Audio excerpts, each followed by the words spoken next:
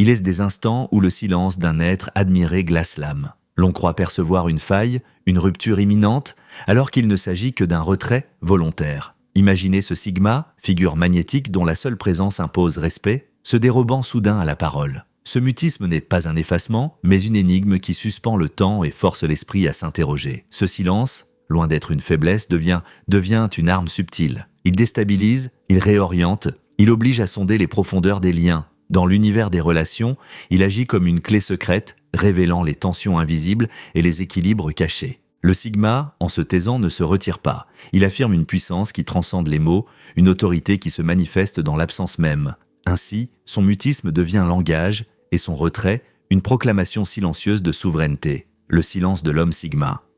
Il existe des présences qui ne s'imposent pas par le tumulte des paroles, mais par l'étrangeté d'un mutisme volontaire. L'homme sigma, figure insaisissable et solitaire, incarne cette puissance silencieuse. Son charisme ne s'exprime pas dans l'exubérance, mais dans une retenue calculée, une maîtrise subtile de l'absence de mots. Contrairement à l'alpha qui cherche à dominer par l'éclat de sa voix et l'affirmation constante de son autorité, le sigma choisit une voix plus énigmatique, celle du silence. Ce retrait n'est ni timidité ni faiblesse. Il est stratégie, arme invisible, langage secret. Dans un monde saturé de bruit, d'opinions criées et de discours incessants, le calme du sigma apparaît comme une anomalie. Il ne cherche pas à remplir l'espace sonore, il le vide. Et c'est précisément ce vide qui attire. Là où les autres s'empressent de combler le silence par des phrases hâtives, lui demeure immobile, observateur, maître de la scène. Ce mutisme devient une force magnétique. Il capte l'attention, il intrigue, il déstabilise. Le silence du sigma n'est pas absence, il est présence amplifiée. Ce choix de se taire n'est jamais gratuit. Il est le fruit d'une réflexion profonde, d'une décision mûrie dans l'intimité de son esprit. Le sigma ne se retire pas pour fuir. Il se retire pour mieux comprendre, pour analyser, pour garder la maîtrise. Ses paroles sont rares parce qu'il sait que l'énergie qu'il investit dans le langage doit être précieuse, dirigée vers ce qui mérite réellement son attention. Ainsi, il laisse les autres se dévoiler, se perdre dans leur propre discours, tandis qu'il conserve ses cartes, ses vérités, ses intentions près de lui. Le silence devient alors un miroir. Ceux qui l'entourent y projettent leurs propres angoisses. Ont-ils commis une faute? Ont-ils perdu son respect? Ce mutisme agit comme une frontière invisible, une ligne de séparation entre ce qui mérite d'être entendu et ce qui ne mérite que l'indifférence. Le sigma, en se taisant, exprime une désapprobation plus forte que 1000 reproches. Il ne gaspille pas son souffle dans des confrontations stériles. Il préfère se retirer, laissant ses actes parler pour lui. Car les mots peuvent être déformés, manipulés, trahis, les gestes, eux, demeurent incontestables. Ce silence est aussi une protection. Face aux manipulateurs, aux esprits toxiques, aux individus qui cherchent à l'entraîner dans des luttes inutiles, le sigma choisit le retrait. Il ne s'abaisse pas à répondre à la provocation, il oppose le mutisme comme un rempart. Ce refus de s'engager dans le vacarme est une affirmation de souveraineté. Il ne se laisse pas happer par les jeux de pouvoir des autres. Son silence est une citadelle intérieure, une manière de préserver son énergie, de protéger son intégrité. Mais avant que ce silence total ne s'installe, il existe des signes, des avertissements subtils. Le sigma ne disparaît pas d'un seul coup. Il annonce son retrait par des gestes imperceptibles. Son corps parle avant ses mots. Les bras se croisent, le regard se détourne, la distance physique s'installe. Ces signaux, discrets pour l'œil inattentif, sont pourtant des avertissements clairs. Le point de rupture approche. Sa parole elle-même se transforme. Elle se réduit, se condense, se fait tranchante. Les phrases deviennent brèves, les réponses monosyllabiques. Chaque mot semble peser, chaque syllabe coûteuse. C'est comme si le langage lui-même devenait trop lourd, annonçant l'imminence d'un silence définitif. Ceux qui savent observer comprennent alors que la patience du sigma s'épuise, que le seuil est atteint. Ce désintérêt progressif est une alerte. Le sigma, habituellement attentif et engagé, commence à se détacher. Son regard se fait plus froid, son écoute plus distante. Ce n'est pas un caprice, c'est une décision. Il choisit de ne plus investir son énergie dans une relation ou une situation qu'il juge indigne de lui. Ce retrait est une sentence silencieuse. Il ne s'agit pas d'un oubli, mais d'un choix délibéré. Ainsi, le silence du sigma devient un langage à part entière. Il exprime la réflexion, la désapprobation, la protection, le détachement. Il est à la fois arme et refuge, stratégie et proclamation. Dans ce mutisme se cache une autorité qui transcende les mots. Le sigma ne cherche pas à convaincre par le discours, il impose par l'absence. Son silence est une énigme, une force, une frontière. Et ceux qui le côtoient doivent apprendre à lire ce langage invisible. Car comprendre le silence du sigma, c'est accéder à une vérité plus profonde, celle d'un homme qui ne se laisse pas dominer par le bruit du monde, mais qui choisit, avec une maîtrise souveraine, de parler seulement lorsque les mots ont un sens, l'impact du silence sigma. Il était des silences qui résonnent plus fort que les cris. Le mutisme de l'homme sigma appartient à cette catégorie rare. Il ne se contente pas d'effacer le bruit. Il impose une présence paradoxale, une absence qui attire, un vide qui fascine. Lorsque le sigma choisit de se retirer dans le silence, ce geste n'est jamais anodin. Il agit comme une onde invisible qui se propage dans son entourage, bouleversant les perceptions, ébranlant les certitudes et révélant les fragilités cachées. Le silence du sigma fonctionne comme un aimant inversé. Au lieu de repousser, il attire. Ceux qui l'entourent, habitués à son aura charismatique, ressentent en soudain une perte, une dissonance. Ils s'interrogent, qu'ont-ils fait? Ont-ils manqué de respect? Ont-ils franchi une limite invisible? Ce mutisme agit tel un miroir. Il ne dit rien, mais il renvoie à chacun ses propres incertitudes, ses doutes, ses failles. L'absence de mots devient un révélateur brutal des insécurités enfouies. Pour ceux qui vivaient sous la lumière de son attention, ce retrait est une épreuve. Le sigma, par son silence, déstabilise, inquiète, parfois même angoisse. Les plus impatients cherchent à briser ce mur invisible.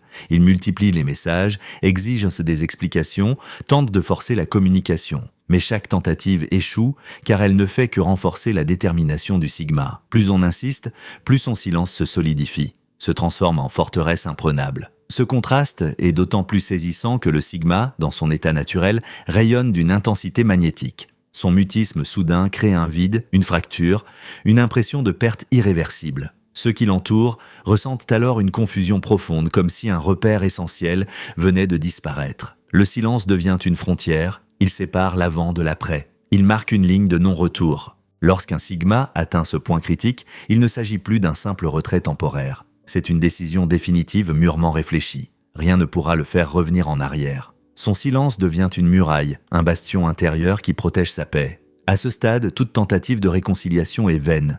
Le sigma a déjà pesé chaque élément, analysé chaque détail et conclu que le retrait total est la seule issue. Ce silence absolu est un acte. Il n'est pas une absence passive, mais une déclaration silencieuse de volonté. En se taisant, le sigma coupe les ponts, ferme les portes, tourne la page. Il affirme que la situation ou la personne concernée ne correspond plus à ses valeurs, à ses objectifs, à son exigence intérieure. Ce mutisme est une sentence. Il ne crie pas, mais il tranche. Face à ce silence, la réaction spontanée est souvent maladroite. L'on croit qu'il faut insister, parler davantage, remplir le vide. Mais cette impulsion est une erreur. Le sigma ne se laisse pas convaincre par les mots, surtout lorsqu'ils sont précipités. La meilleure réponse est paradoxale. Respecter le silence, lui accorder l'espace qu'il réclame sans le dire. Ce mutisme est une invitation à l'introspection. Ceux qui le subissent doivent se tourner vers eux-mêmes. Qu'ont-ils fait? Ont-ils trahi une confiance? Ont-ils manqué de loyauté? Ont-ils franchi une limite invisible? Le silence du sigma devient alors une opportunité. Il force à réfléchir, à réévaluer ses propres actes, à mesurer la valeur réelle de la relation. Si l'on souhaite préserver ce lien, il ne suffit pas de parler. Les paroles, dans ce contexte, sont fragiles, souvent vaines. Ce sont les actions qui comptent, montrées par des gestes concrets que l'on respecte, que l'on comprend, que l'on est prêt à réparer. Le sigma observe, même dans son silence. Il évalue, il jauge, il mesure, rien ne lui échappe. Ce silence est riche en enseignements. Il rappelle que la communication ne se limite pas aux mots. Le non-verbal, l'absence, le retrait sont aussi des langages. Le mutisme du sigma est une leçon. Il démontre que l'absence peut être plus éloquente que la présence, que le vide peut être plus puissant que le plein.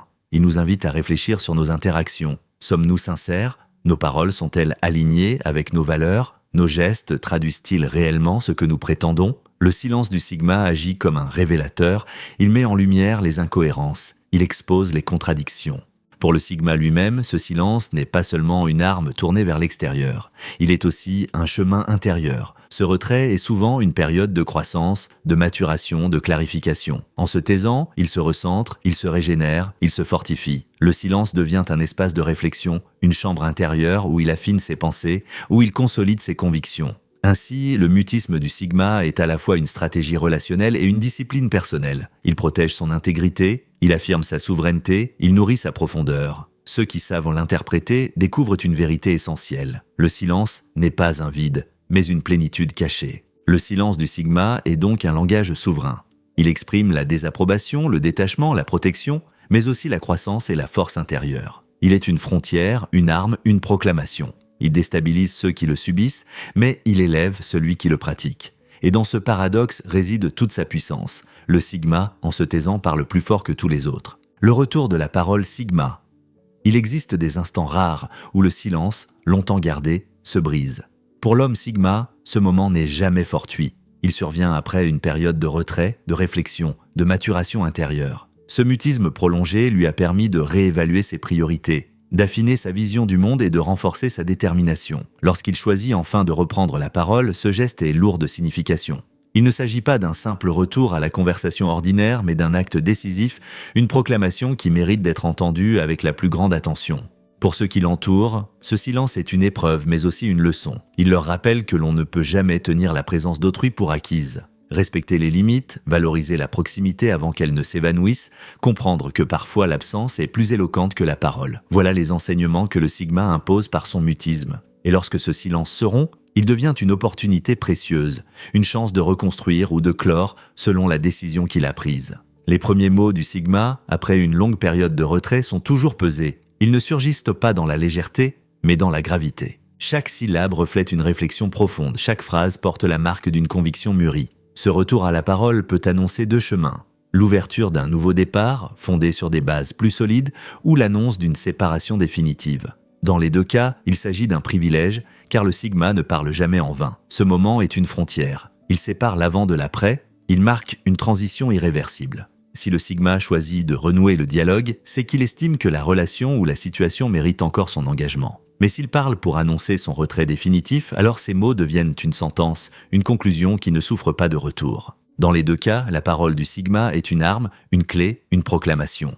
Il est essentiel d'écouter attentivement lorsqu'il recommence à parler. Ces mots ne sont pas nombreux, mais ils sont denses. Ils portent en eux la gravité d'une décision, la clarté d'une vision, la force d'une conviction. Ignorer ce moment, le traiter avec légèreté, serait une erreur irréparable. Car le sigma, en rompant son silence, offre une vérité, une direction, une clé de compréhension. Ce retour à la parole est aussi une invitation. Il appelle à la réflexion, à l'introspection, à l'action. Ceux qui l'entourent doivent se demander « qu'avons-nous fait ? Avons-nous manqué de respect ? Avons-nous trahi une confiance ? Avons-nous négligé une valeur essentielle ?» Le silence du sigma puis son retour à la parole sont des leçons. Ils obligent à se remettre en question, à réévaluer ses propres comportements, à mesurer la valeur réelle des liens. Le sigma, en reprenant la parole, ne cherche pas à convaincre par la rhétorique. Il ne s'abandonne pas aux discours vains. Ses mots sont rares, mais ils sont tranchants. Ils expriment une vérité nue, une conviction ferme. Ils ne laissent pas de place à l'ambiguïté. Ce langage est une arme, mais aussi une offrande. Il donne à ceux qui l'entourent une chance de comprendre, de réparer, de reconstruire. Ce moment peut être un nouveau départ. Le sigma, en rompant son silence, peut choisir de réinvestir une relation, de lui donner une nouvelle chance, de la fonder sur des bases plus solides. Ces paroles deviennent alors des pierres angulaires, des fondations sur lesquelles bâtir un lien plus authentique. Mais ce moment peut aussi être une fin. Le sigma peut utiliser ces mots pour clore un chapitre, pour annoncer une séparation, pour tourner la page. Dans ce cas, ces paroles sont une sentence définitive, une conclusion irrévocable. Dans les deux cas, le retour de la parole du sigma est une proclamation. Il ne s'agit pas d'un bavardage, mais d'un acte. Ces mots sont une déclaration silencieuse devenue audible, une vérité longtemps mûrie qui se révèle enfin. Ce silence, puis ce retour à la parole, sont des langages à part entière. Ils expriment la désapprobation, le détachement, la réflexion, mais aussi la croissance et la force intérieure. Ils rappellent que la communication ne se limite pas aux mots, que l'absence peut être plus éloquente que la présence, que le mutisme peut être une proclamation. Ainsi, la prochaine fois que vous serez confronté au silence du sigma, souvenez-vous, ce mutisme est une leçon, une invitation, une proclamation. Ne l'ignorez pas. Prenez le temps de réfléchir, d'agir, de réparer. Respectez ce silence, écoutez ces paroles lorsqu'elles reviennent, et comprenez que dans ce langage se cache une vérité essentielle. Le pouvoir du silence, sigma, réside dans sa capacité à nous faire réfléchir, à nous remettre en question, à nous pousser à l'action. Il est une arme, une clé, une proclamation. Et dans un monde saturé de bruit, ceux qui maîtrisent l'art du silence possèdent toujours une longueur d'avance.